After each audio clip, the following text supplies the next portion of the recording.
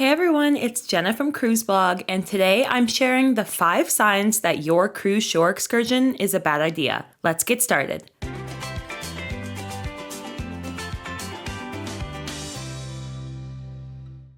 Though cruise ships are destinations in and of themselves, many travelers book cruises to explore different ports of call across the globe, from the tropical Caribbean to the culturally rich Mediterranean. Unless cruising with an ultra-luxury line like Regent Seven Seas, excursions come with additional costs that can add up quickly. Moreover, with some tours costing hundreds of dollars per person, you want to make sure you're getting the best bang for your buck. As someone who cruises a handful of times per year, I've taken tours around the world, from the Caribbean to Alaska and Europe. I've had great experiences on most of my excursions. However, I've been disappointed by a few too.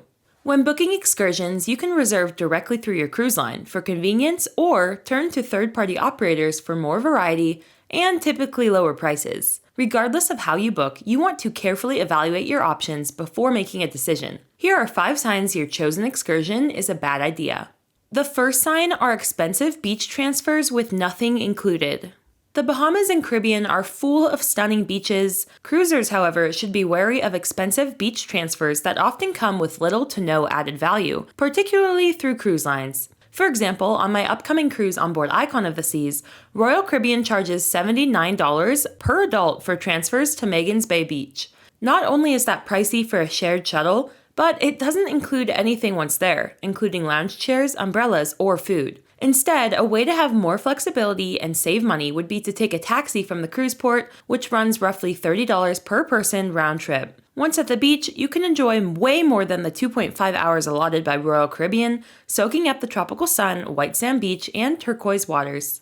With the savings on transportation, splurging on chair and umbrella rentals from Megan's Point Bar and Grill is easily justifiable, with 2 chairs and an umbrella costing around $50. While not necessary to enjoy your morning and afternoon on the beach, having a comfortable spot to relax makes all the difference, especially with younger children. Plus, with food and drink available nearby, you can enjoy lunch without straying too far from your setup. Of course, when exploring ports of call on your own, it's essential to be mindful of the all-aboard time. The cruise ship won't wait for stragglers. If you need to be back on board by 4:30 p.m., start packing up around 2:30 p.m. to account for any potential delays.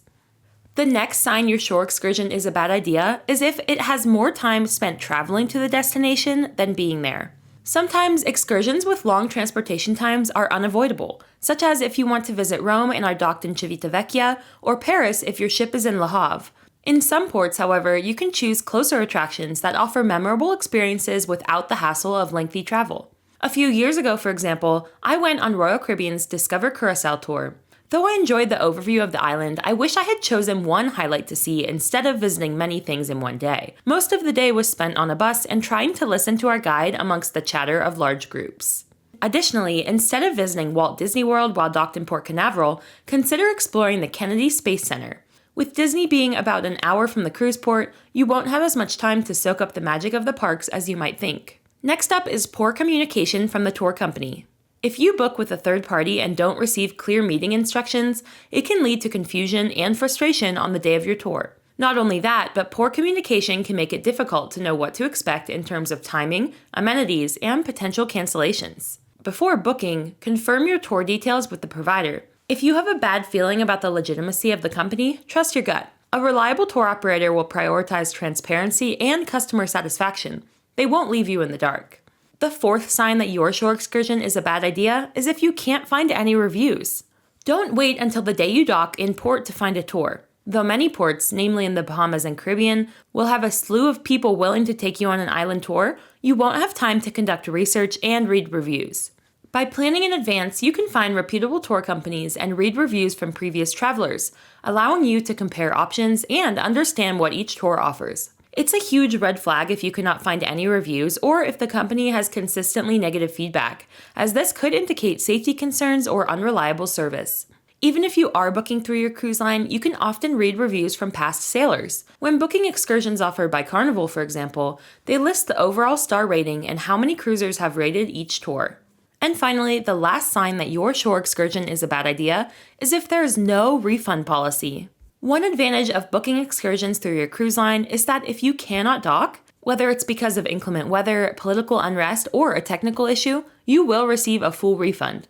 Most third parties, however, don't have the same rule. Before booking a tour with an independent operator, read the terms and conditions to see if you'd be eligible for a refund if your ship does not dock. Many may have rules that allow for cancellations up to 24 hours in advance. However, you likely won't know if you're missing a port until the morning of. Note that if your ship does dock and you decide not to attend your excursion because of poor weather, regardless of who you booked through, you typically are out of luck and won't be reimbursed. So as you can see, it's really important to do proper research before booking a shore excursion. You don't want to end up booking something that doesn't work out. And so that's all our advice for today. Now I want to hear from you in the comments. Have you ever booked a shore excursion that was a bad idea? And how did that turn out for you? Please let me know. And while you're here, don't forget to like this video, subscribe to our channel, and turn on those notifications with the bell icon, so that way you're notified every time we post a new video at Cruise Blog. Until next time, happy cruising!